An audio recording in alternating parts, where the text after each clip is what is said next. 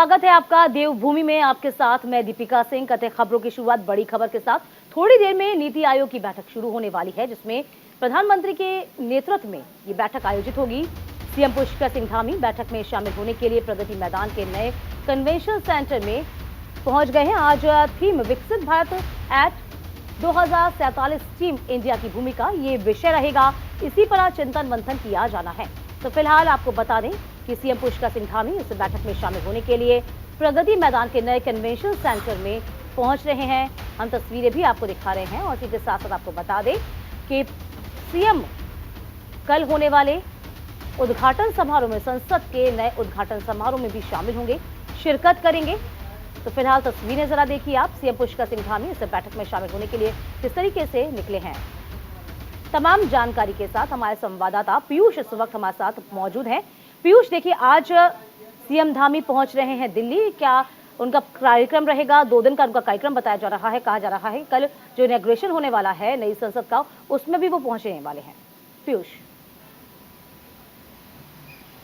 देखिए, पुष्कर सिंह धामी इस वक्त 3 दिवसीय दौरे पर दिल्ली पहुंच चुके हैं और दिल्ली पहुंचने के साथ ही साथ कल वो पहुंचे थे दिल्ली और आज वो नीति आयोग की बैठक में शामिल होने के लिए प्रगति मैदान में नए कन्वेंशन सेंटर के भीतर पहुंच चुके हैं और वहां पर उस बैठक में शामिल हैं। और उसके अलावा उनका कल का कार्यक्रम जो है वो नई संसद के लोकार्पण का कार्यक्रम है, उस कार्यक्रम में सम्मिलित होंगे और वहां से फिर भारतीय जनता पार्टी के तमाम वरिष्ठ नेताओं, संगठन के तमाम बड़े चेहरों के साथ उनकी मुलाकात होगी। उसके साथ ही साथ एक बैठक भी है मुख्यमंत्रियों की, जिस बैठक का भी वो हिस्सा रहेंगे।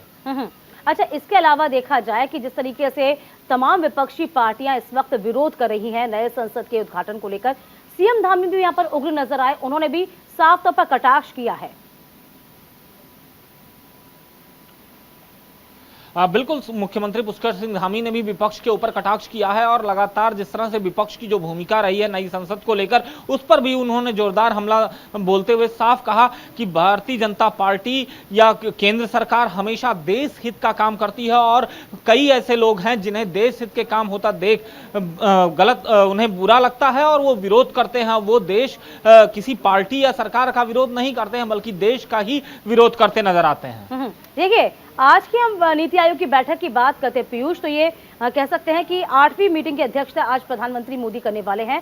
हालांकि ये मीटिंग जो है वो बेहद महत्वपूर्ण हो जाती है, क्योंकि सीएम धामी यहां पर पहुंच रहे हैं। बीजेपी शासित राज्य के मुख्यमंत्री इसमें शामिल हो रहे हैं, शरीक हो रहे हैं। लेकिन इसके दूसरे पहलू को हम देखते हैं तो यहाँ पर 3 राज्यों के मुख्यमंत्री शामिल नहीं हो रहे हैं, जिसमें हम आम आदमी पार्टी की बात कर सकते हैं, पंजाब के सीएम की बात कर सकते हैं, दिल्ली के सीएम की बात कर रहे हैं और इसी के साथ साथ ममता बनर्जी भी शामिल नहीं होंगे। देखिए, नीति आयोग की बैठक का मकसद ये होता है कि कहीं ना कहीं आप में जो कमियां हैं, चाहे वो हेल्थ की बात करें, स्किल डेवलपमेंट की बात करें, महिला सशक्तिकरण की बात करें, ये जो है इस बार फोकस रहेगा। यदि तमाम जो मुख्यमंत्री इसमें शामिल होते हैं वो कहीं ना कहीं अपनी राज्य की बेहतरी के लिए ही शामिल होते हैं, केंद्र से भी उनको बहुत उम्मीदें भी होती है। तो यही दूसरी बात देखा जाए कि लगातार विकास के पथ पर उत्तराखंड इस वक्त आगे है और यही बहुत सी उम्मीदें जो हैं उत्तराखंड को केंद्र सरकार से भी हैं।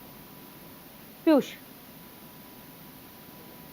बिल्कुल, उत्तराखंड को केंद्र सरकार से बहुत सी उम्मीदें हैं और केंद्र सरकार उत्तराखंड की उन उम्मीदों पर लगभग खरी उतर रही है। अभी हाल के ही दिनों की अगर बात करूं तो वंदे भारत का संचालन होना उत्तराखंड तक के लिए, उसके अलावा टनकपुर रेलवे लाइन की मैं बात करूं, अगर मैं बात करूं केदारनाथ की केदार घाटी की बात करूं, उसके अलावा बद्रीनाथ की बद्री घाटी की बात करूं, तो इन सभी का डेवलपमेंट जो है वो कहीं ना कहीं उत्तराखंड के लिए एक आर्थिक अनुदान का एक बड़ा अवसर खोलता है। उत्तराखंड में जितना पर्यटन होगा, चूंकि पर्यटन का प्रदेश उत्तराखंड कहा जाता है और पर्यटन से ही उत्तराखंड की आय सबसे अधिक होती है, तो उत्तराखंड में पर्यटन को किस तरह से बढ़ावा दिया जा सके, इसको लेकर केंद्र सरकार की तमाम योजनाएं उत्तराखंड में चल रही हैं। और जिन योजनाओं के कार्यान्वयन के लिए उत्तराखंड के मुख्यमंत्री पुष्कर सिंह धामी अक्सर दिल्ली आते हैं, तमाम केंद्रीय मंत्रियों से मुलाकात करते हैं और आज जब नीति आयोग की यह बैठक है, इस बैठक में भी इस बात का जिक्र होगा कि उत्तराखंड, चूंकि पर्वतीय राज्यों की जब बात होती है तो पर्वतीय राज्यों में विकास की जो गति थी उससे पिछड़ा हुआ था उत्तराखंड, चूंकि उत्तर प्रदेश का हिस्सा था। भारतीय जनता पार्टी की जब सरकार बनी और उस भारतीय जनता पार्टी की उस सरकार में अटल बिहारी वाजपेयी के समय में उत्तराखंड एक नया राज्य बना और उसके बाद से उत्तराखंड सतत विकास की प्रक्रिया में आगे बढ़ता हुआ जा रहा है। दूसरी बार भारतीय जनता पार्टी लगातार उत्तराखंड में सत्ता में है, शासन में है और लगातार विकास के जो कार्य हैं, कटिबद्ध है जिन कार्यों के लिए, उन्हें किस तरह से सुगमता से जनता के बीच प्रस्तुत किया जा सके, इसको लेकर लगातार सरकार जो राज्य की है और केंद्र की है, दोनों अपना काम कर रहे हैं। बिल्कुल, हम देख भी पा रहे हैं जिस तरीके से पीयूष की भौगोलिक परिवेश है और जो भौगोलिक स्थितियां हैं उत्तराखंड की, वो कहीं ना कहीं बेहद चुनौतीपूर्ण होती हैं, क्योंकि विकास को लेकर कहीं ना कहीं बहुत सी चीजें ऐसी होती हैं जो आड़े आती हैं। हालांकि यदि हम पुष्कर सिंह धामी की बात करते हैं, उनकी नई नई जो व्यवस्थाएं हैं, चाहे हम बात करें अतिक्रमण को लेकर, जिस तरीके से उन्होंने समीक्षा बैठकें लगातार की हैं, उस पर उन्होंने लगातार कार्रवाई की है। 4 धाम यात्रा चल रही है, उसको हाईटेक बनाने की पूरी कोशिश रहती है। यानी कुल मिलाकर देखा जाए, एक विकास के पथ पर सतत तरीके से और यूं कहें उसका नेतृत्व सीएम कर रहे हैं, इसमें कोई अतिशयोक्ति नहीं होगी और उम्मीदें भी बहुत है उनसे। बिल्कुल, मुख्यमंत्री पुष्कर सिंह धामी से बहुत सी उम्मीदें हैं और वो उम्मीद राज्य जरूर लगाकर बैठा हुआ है, क्योंकि जिस तरह से पुष्कर सिंह धामी ने अगर उनका पिछला जो 6 महीने का कार्यकाल था उसको देखें तो ताबड़तोड़ बल्लेबाजी की थी, और अब का जो कार्यकाल है, इस कार्यकाल में भी यही कहा जा रहा है कि पुष्कर सिंह धामी उसी रफ्तार से खेलते नजर आएंगे, यानी विकास के कार्यों पर खेलते नजर आएंगे। और वही रफ्तार पुष्कर सिंह धामी ने लगातार बनाकर रखी हुई है, और यही वजह है कि उत्तराखंड में अगर आप देखिए तो सरकार को 1 साल का वक्त पूरा हुआ है, लेकिन उस 1 साल के वक्त में कई ऐसी चुनौतीपूर्ण योजनाएं रही हैं जिनको पूरा करने में जहां तक सक्षम हो पाई है सरकार, उस पर साधुवाद देना होगा वहां की राज्य सरकार को और केंद्र सरकार को भी, क्योंकि केंद्र सरकार ने उस वक्त समुचित अनुदान दिया, राज्य सरकार की बातों को समझा, और लगातार विकास जो है, विकास एक सतत प्रक्रिया है और वो उत्तराखंड में लगातार जारी है। बिल्कुल, और पीयूष, बहुत शुक्रिया आपका तमाम जानकारी देने के लिए। तो नीति आयोग की बैठक में शिरकत करेंगे और इसी के साथ साथ 3 दिन का उनका कार्यक्रम है सीएम का। फिलहाल खबरों में आगे बढ़ते हैं, बात करते हैं चमोली की, जहां पर हेमकुंड साहिब की यात्रा फिर से शुरू हो गई है। श्री हेमकुंड आस्था पथ से हटाई गई है बर्फ, चूंकि बीते पिछले दिनों आपने देखा ही होगा किस तरीके से कई फीट वहां पर बर्फ जम गई थी, यात्रा को रोकना पड़ा था। मौसम साफ होने के बाद से वापस यात्रा को शुरू कर दिया गया है और तीर्थ यात्रियों को अब भेजा जा रहा है। तो श्री हेमकुंड साहिब खराब मौसम के चलते यात्रा रोकी गई थी, ऑफलाइन ऑनलाइन पंजीकरण पर रोक लगाई गई थी। तो फिलहाल हेमकुंड आस्था के पथ से अब जो बर्फ है उसको हटा दिया गया। मौसम साफ होने के बाद से यात्रा की शुरुआत की गई है। तो तीर्थ यात्रियों का जो जत्था है उसे अब श्री हेमकुंड रवाना किया गया है, और ऑफलाइन ऑनलाइन पंजीकरण पर आपको याद होगा किस तरीके से रोक लगा दी गई थी। मौसम बेहद खराब बना हुआ था और कई फीट जब बर्फ जमी थी तब इसको लेकर यात्रा को वहीं रोक दिया गया था। लेकिन अब ये अच्छी खबर है तमाम श्रद्धालुओं के लिए कि हेमकुंड साहिब की यात्रा एक बार फिर से शुरू कर दी गई है, और वो पंजीकरण जो है, जो पंजीयन है, वो आप वापस से शुरू हो जाएगा। तो पंजीकरण आप वापस करवा पाएंगे, और इसी के साथ साथ ये श्रद्धालुओं के लिए बेहद अच्छी और खास खबर।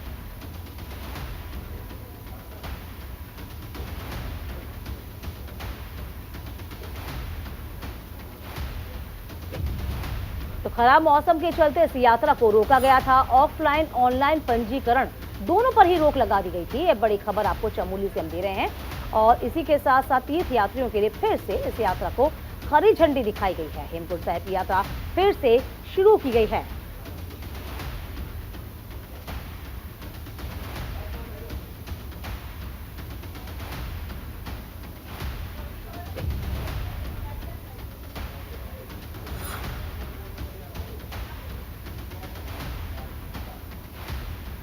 और तमाम जानकारी के साथ हमारे संवाददाता सुरेंद्र ढाका इस वक्त फोन लाइन पर मौजूद है। सुरेंद्र, देखिए, पिछले दिनों हमने देखा था खराब मौसम था, इसी की वजह से श्रद्धालुओं को श्री हेमकुंड साहिब के दर्शन करने को नहीं मिल रहे थे। अब यात्रा की वापस से शुरुआत कर दी गई है। कब से कब तक यात्रा की शुरुआत होगी, मौसम कैसा बना हुआ है, जरा जानकारी दीजिए सुरेंद्र।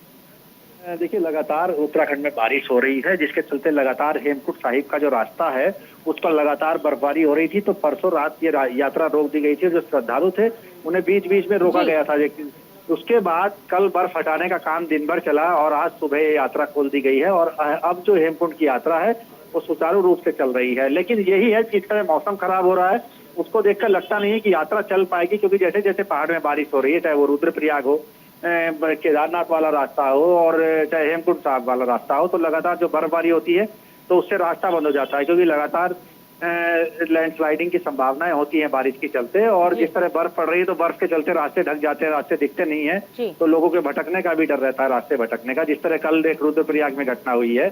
और उसके बाद अब यही लग रहा है कि अगर बारिश ने दुश्वारी पैदा नहीं की तो जाहिर सी बात है यात्रा चलेगी, जबकि एनडीआरएफ और एसडीआरएफ की टीमें लगातार वहां काम कर रही हैं, लगातार बर्फ हटा रही हैं। जी। लेकिन जो बर्फ की बड़ी बड़ी चट्टानें बराबर में खड़ी हैं, उनको लेकर भी खतरा बना हुआ है। जी। तो सुरेंद्र जी, हम ये कह सकते हैं कि हालांकि यात्रा की शुरुआत तो कर दी गई है, लेकिन आप बता रहे हैं कि अभी भी बर्फ की चट्टानें, यानी कि अभी भी सेना जो है उन बर्फों को हटाने का काम लगातार युद्ध स्तर पर कर रही है, लेकिन यहाँ पर अभी भी परेशानियां बनी रह सकती हैं। यानी कुल मिलाकर देखा जाए श्रद्धालुओं को सावधानी बरतनी होगी। जी बिल्कुल, देखिए ये उत्तराखंड की अगर बात करेंगे तो ये पहली बार काफी सालों के बाद ये ऐसा हो रहा है कि इस मौसम में बरसात हो रही है, बर्फबारी हो रही है और लगातार यात्रा स्थगित करनी पड़ रही है। लगातार सरकार की टीमें लगातार काम कर रही हैं, लेकिन जिस तरह मौसम बदल रहा है और जिस तरह लोगों ने जो यात्री हैं वो लगा। जी जी, चलिए बहुत शुक्रिया सुरेंद्र जी तमाम जानकारी देने के लिए। तो ब्यूरो चीफ सुरेंद्र जी हमारे साथ मौजूद और साफ तौर पर कह रहे थे कि अभी भी परेशानियां हालांकि बनी हुई हैं, जिसका निवारण यहाँ की सरकार कर रही है। इधर उत्तराखंड के रुद्रप्रयाग से बड़ी खबर को लेंगे। रुद्रप्रयाग में भारी बर्फबारी हुई है। भारी बर्फबारी में एक श्रद्धालु फंसे हुए हैं। सुमेरु पर्वत पर ये श्रद्धालु फंसा हुआ था। मौके पर एसडीआरएफ की टीम पहुंची और एसडीआरएफ के जवानों ने श्रद्धालु का सकुशल रेस्क्यू किया। श्रद्धालुओं को अस्पताल में भर्ती कराया है। तो फिलहाल देखिए तस्वीरें किस तरीके से सुमेरु पर्वत पर ये श्रद्धालु फंस गए थे और इसी के साथ साथ मौके पर एसडीआरएफ की टीम पहुंची और किस तरीके से इस श्रद्धालु को सकुशल रेस्क्यू किया गया है। ये सफलतापूर्वक रेस्क्यू हुआ है। देखिए आपको बता रहे हैं, तस्वीरें दिखा रहे हैं कि लगातार बताया जा रहा है कि हालांकि चमोली में मौसम जो है बहुत अच्छा रहता नहीं, लेकिन ऐसा पहली मरतबा ही हो रहा है जब बर्फबारी भी बड़े पैमाने पर हो रही है, बारिश भी हो रही है। सुमेरु पर्वत पर एक श्रद्धालु कैसे फंसा हुआ था। एसडीआरएफ की टीम मौके पर पहुंची और बड़ी मशक्कत के बाद इस श्रद्धालु की जान को बचाया जा सका। हालांकि अब तो सुरेंद्र ढाका जी ब्यूरो चीफ इस वक्त बने हैं हमारे साथ। सुरेंद्र जी देखिए, आप जिस तरीके से बता रहे थे कि लगातार जो मौसम है वो परिवर्तन कर रहा है, हालांकि चमोली में ऐसा पहली बार ही हो रहा होगा और यूं कहें रुद्रप्रयाग में भी कि भारी बर्फबारी हो रही है चारधाम में और यूं कहें कि बारिश भी हो रही है। हम तस्वीरें भी लगातार देख रहे हैं। क्या ऐसी तस्वीरें पहले भी सामने आई है? सुमेरु पर्वत पर इस श्रद्धालु को बड़ी मुश्किल से यहाँ पर निकाला गया। कब से फंसा हुआ था यहाँ पे सुरेंद्र जी? इस साइड।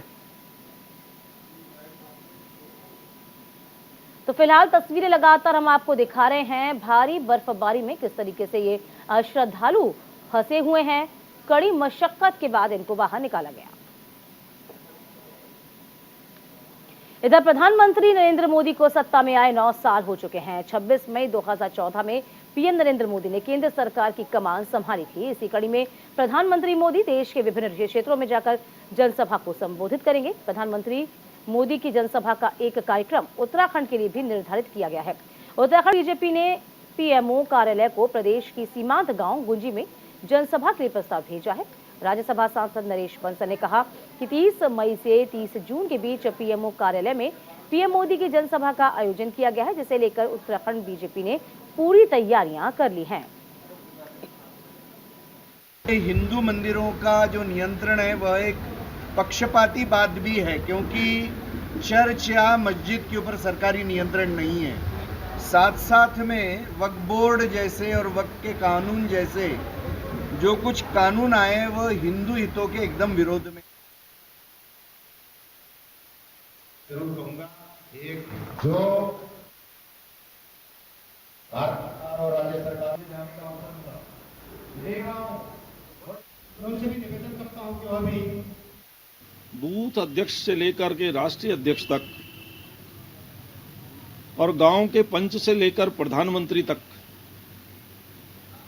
सभी जन जन के बीच में जाएंगे, घर घर में जाएंगे, पार्टी का साहित्य देंगे, पार्टी की उपलब्धियां देंगे और व्यक्तिगत वार्ता भी उपलब्धियों पर करेंगे। जन जन को उससे अवगत कराएंगे कि भारतवर्ष ने 9 वर्ष में विभिन्न क्षेत्रों में जो प्रगति किए है और 2014 से पहले की क्या स्थिति थी, ये सबके सामने रखेंगे। और तमाम जानकारी के साथ हमारे संवाददाता संजय पुंडीर इस पूरी खबर पर बने हुए हैं। संजय, देखिए जिस तरीके से प्रधानमंत्री को 9 साल पूरे हो जाएंगे प्रधानमंत्री पद को संभाले हुए, कुछ यात्राएं जो है, कुछ सभाएं जो हैं यहाँ पर भी रखी गई हैं और इन सभाओं के बारे में जरा जानकारी दीजिए आप, किस तरह की सभाएं होने वाली हैं, यहाँ की जनता में कैसा उत्साह नजर आ रहा है?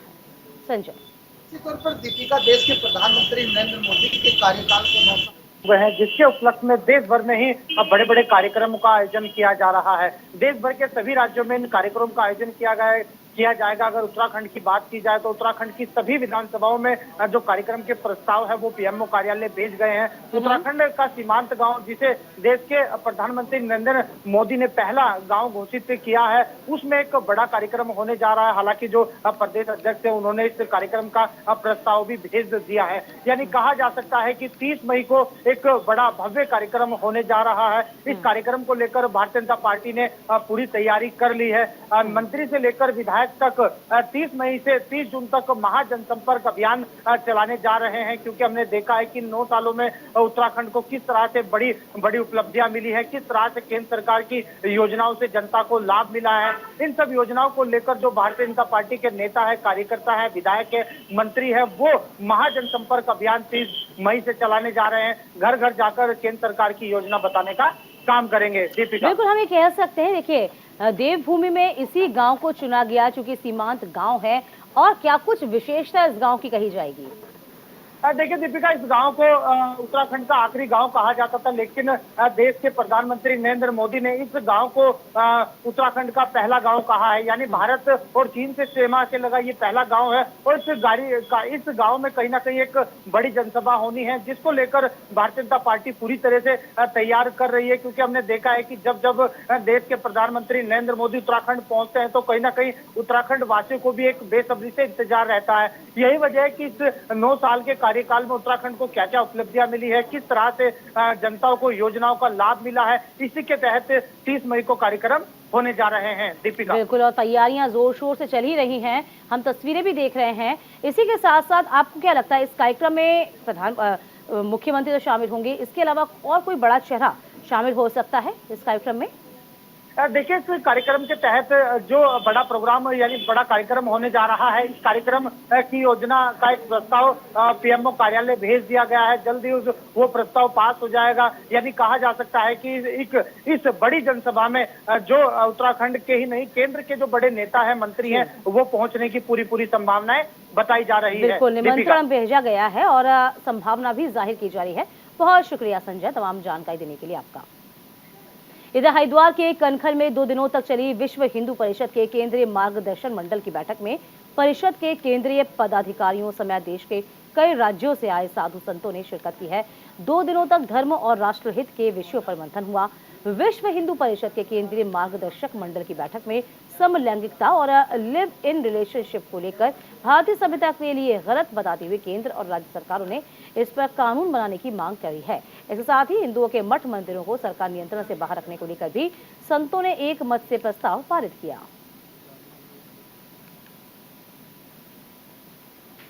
हिंदू मंदिरों का जो नियंत्रण है वह एक पक्षपाती बात भी है, क्योंकि चर्च या मस्जिद के ऊपर सरकारी नियंत्रण नहीं है।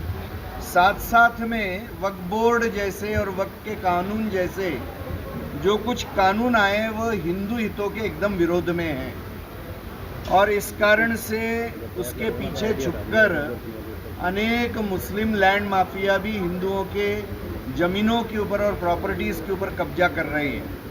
और इसीलिए पूज्य संतों ने इसके विरुद्ध भी अपना रोष व्यक्त किया है।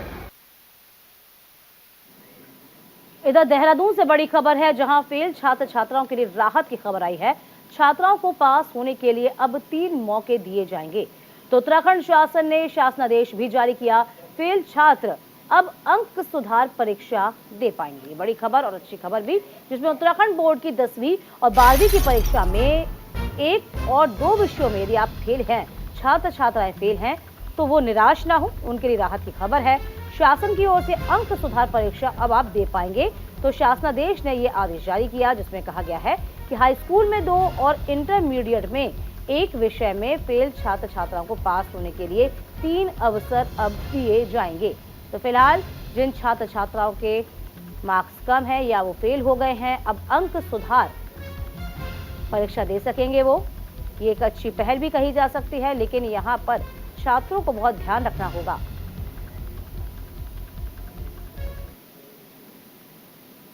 उत्तराखंड के देहरादून में सरकारी अस्पतालों में रेडियोलॉजिस्ट की कमी के कारण अल्ट्रासाउंड में बेहतरीन दिक्कतें हैं। जी हां, आपको बता दें लगातार दिक्कतें क्यों आ रही हैं, क्योंकि गर्भवती महिलाओं को अल्ट्रासाउंड कराने के लिए लंबा इंतजार करना होता है। अस्पतालों में बेसिक चेकअप करने के लिए गायनेकोलॉजिस्ट मौजूद है, लेकिन रेडियोलॉजिस्ट की कमी है, जिस वजह से रेडियोलॉजिस्ट को अन्य अस्पतालों में भेजकर गर्भवती महिलाओं का समय पर अल्ट्रासाउंड किया जा रहा है। देखिए, रेडियोलॉजिस्ट का काम अल्ट्रासाउंड करना है। हमारे पास sufficient lady doctors basic checkup करने के लिए है, जिनके द्वारा गर्भवती महिलाओं को चेकअप किया जा रहा है और ज़रूरी समझने में ही अल्ट्रासाउंड के लिए भेजा जा रहा है। जितने भी रेडियोलॉजिस्ट हैं उनके द्वारा हमें रोटेशन के आधार पर अन्य संस्थानों में भी भेजकर गर्भवती महिलाओं का समय पर अल्ट्रासाउंड किया जा रहा है।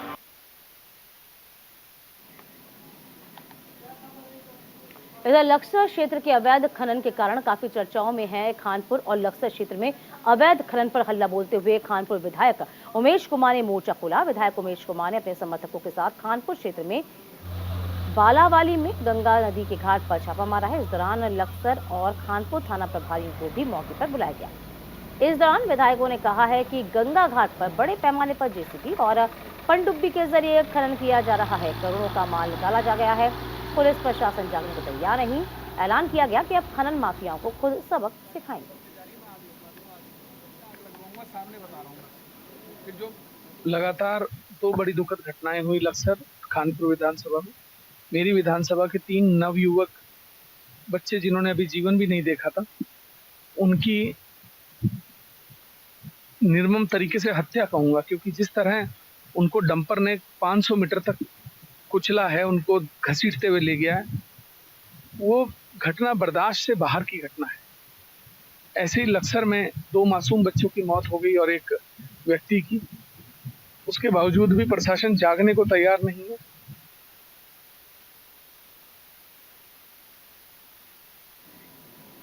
और इसी के साथ इस बुलेटिन में अभी के लिए बस इतना ही।